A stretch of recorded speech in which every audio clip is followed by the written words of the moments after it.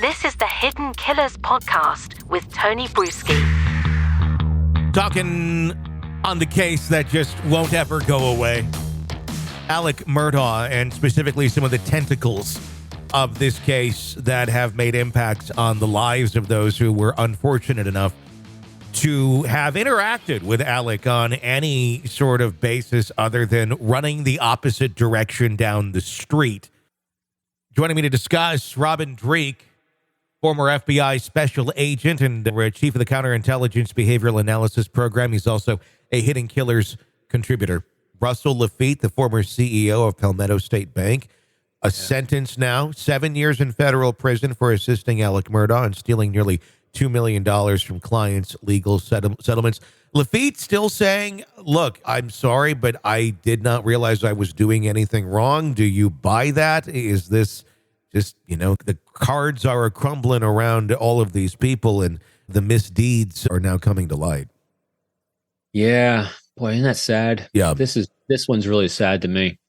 And it's sad because I don't know what to think about it. I'm trying so hard to get context on this one. Believe it or not, the one thing when I'm observing behavior, I try to suck in as much as I can, and things that stand out to me. And the one thing that really stood out to me is the wife said he's the anchor of our lives. Yeah. That's a powerful statement. And statements like that are powerful to me because we had an expression in the FBI when I worked espionage cases, and it was happy people don't commit espionage. And talking about some of the things that you and I have talked about before is, wound collectors are the ones that seek retribution against others. Yep. And if you're a wound collector, you generally don't have a lot of people that really like you around. If you're committing heinous things against people and you're committing heinous things against people, generally don't like you. They might say the right things to you because they live in fear of you, like Alex Murdaugh, but other people, maybe not. I don't know on this one.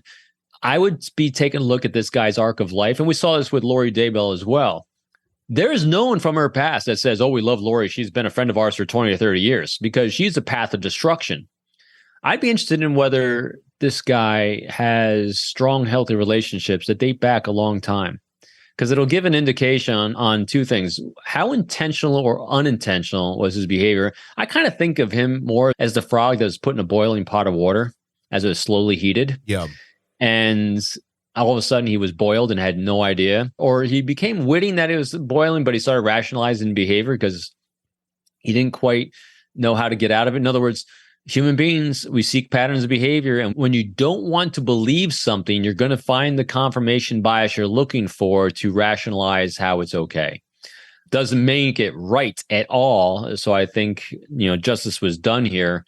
But him as an individual, I think all these things are coming to play about how he was made. In other words, I'm hard pressed to think he was born to do this. I think he got wrapped up in some really bad people, and he's part of the path of destruction. I think that analogy of the boiling water makes a lot of sense with something like this, because I'm sure Alec didn't necessarily walk into the bank one day and say, hey, let's pull off this fraud on all these people. I'm sure it was presented by Alec in a very, okay, let's do this. Hey, buddy, okay, hey, you know what? I'm going to take care of you along the way. The old boys club, because that's kind of how a lot of things operated there.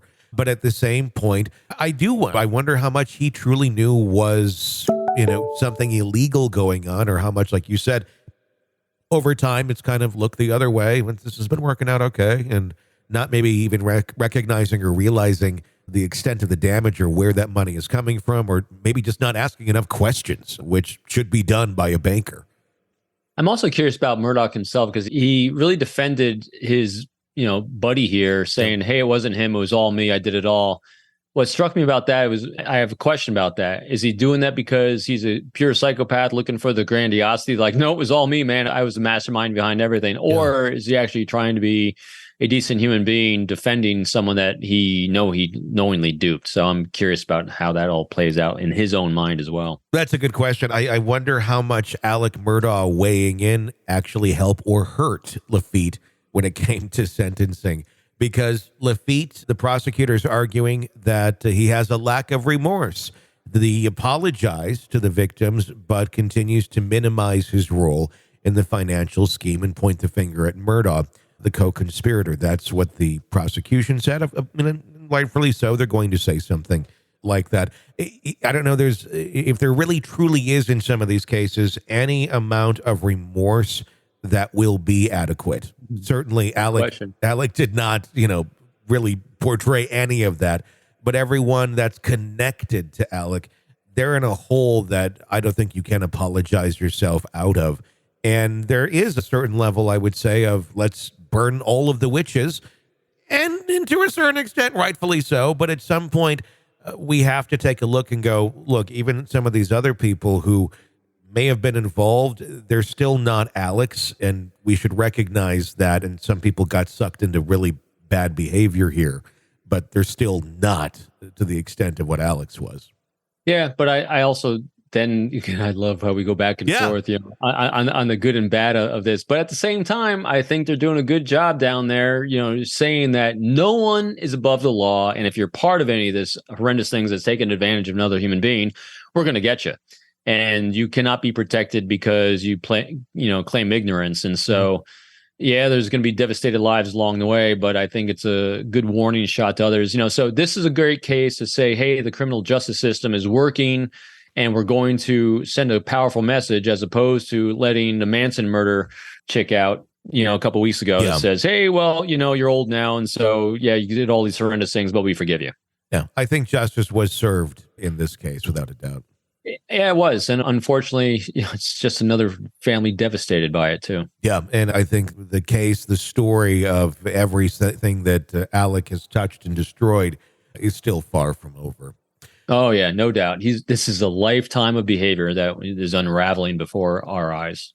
This is an examination of the hidden human condition. This is the Hidden Killers Podcast. The Hidden Killers Podcast. With Tony Brueski.